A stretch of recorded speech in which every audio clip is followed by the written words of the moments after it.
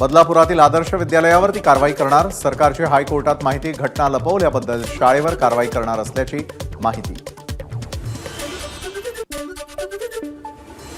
विशेष पथकाकडे तपास देण्यापूर्वी बदलापूर पोलिसांनी काय काय केलं, पीडित मुलांच्या पालकांचे जबाब नोंदवलेत का, कोर्टाचा पोलिसांना सवाल।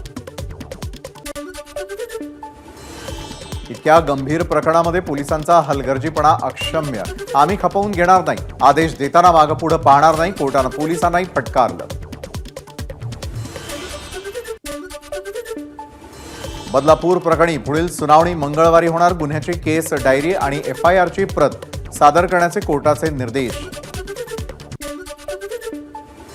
ABP माझाच्या बातमीची मुंबई उच्च न्यायालयाकडून दखल, गेल्या 5 वर्षात राज्यभरातून 1 लाखांहून अधिक महिला गायब झाल्या, त्यावरून हायकोर्टाची राज्य सरकारला नोटीस, योग्य त्या उपाययोजना सुचवण्याचे कोर्टाचे राज्य सरकारला निर्देश।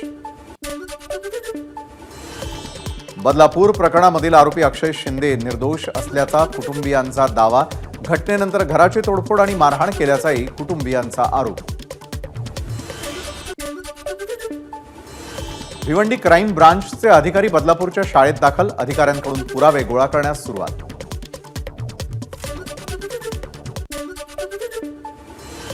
दोन महिन्यांमध्ये कुणाला फाशी दिली ते सांगा, आदित्य ठाकरेंचा मुख्यमंत्र्यांना सवाल।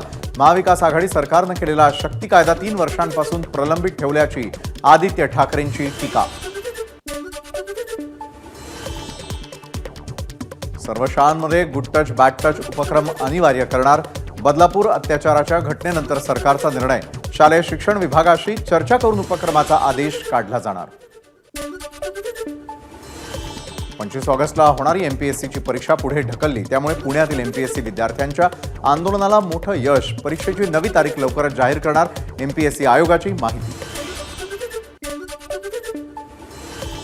परीक्षेची तारीख पुढे ढकलल्यानंतरही MPSCचे विद्यार्थी आंदोलनावर ठाम, परीक्षेमध्ये कृषी विभागाच्या 258 जागांचा समावेश होईपर्यंत आंदोलन मागे घेणार नाही, विद्यार्थ्यांची भूमिका।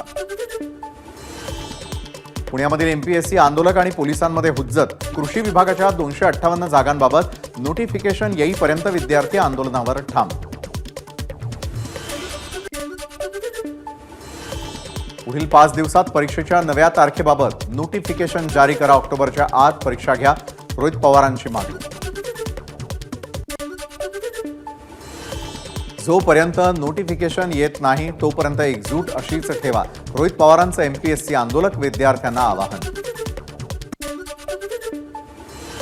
उपमुख्यमंत्री देवेंद्र फडणवीसांनी परीक्षा पुढे ढकलल्यानं MPSC आयोगाचे आभार मानले, फडणवीसांची Xवर पोस्ट। MPSCच्या विद्यार्थ्यांच्या आंदोलनासंदर्भात विद्यार्थ्यांच्या हिताची भूमिका सरकारनं घ्यावी, नाहीतर विद्यार्थ्यांना न्याय मिळवण्यासाठी मैदानामध्ये उतरणार, शरद पवारांचा सरकारला इशारा।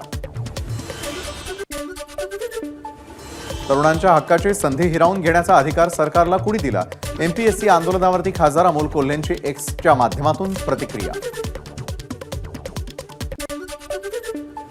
मुख्यमंत्री आणि उपमुख्यमंत्र्यांची नीती आयोगाच्या मुख्य कार्यकारी अधिकाऱ्यांसोबत बैठक, 2047 पर्यंत महाराष्ट्राचं विजन काय असेल या संदर्भात बैठकीत चर्चा।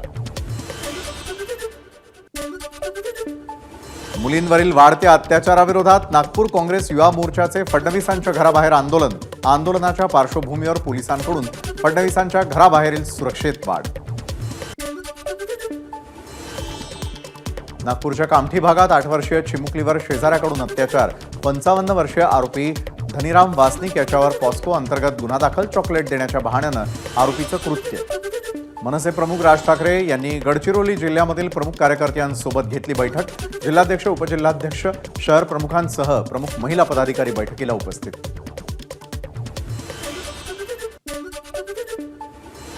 राज ठाकरेंची भंडाऱ्यातल्या साकोलीमधील मुलींच्या शासकीय वसतिगृहाला भेट, यावेळी त्यांनी वसतिगृहातील मुलींसोबत साधला संवाद।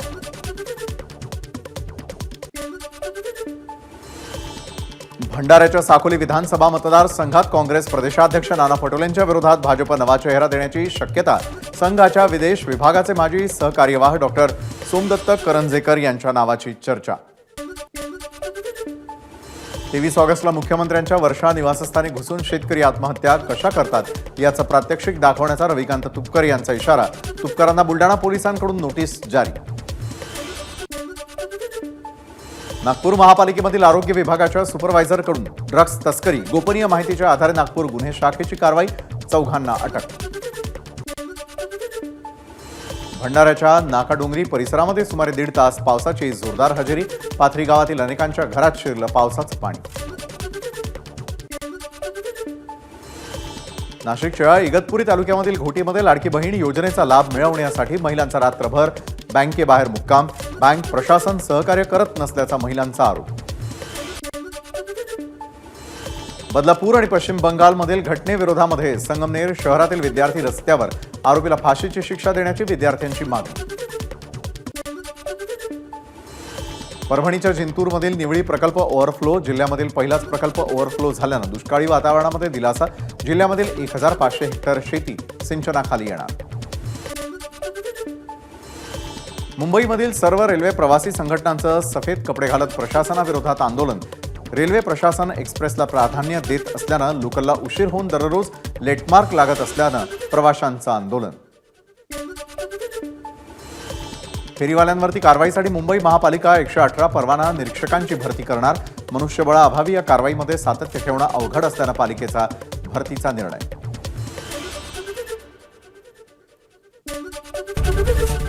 एबीपी माझा, उघडा डोळे बघा नीट.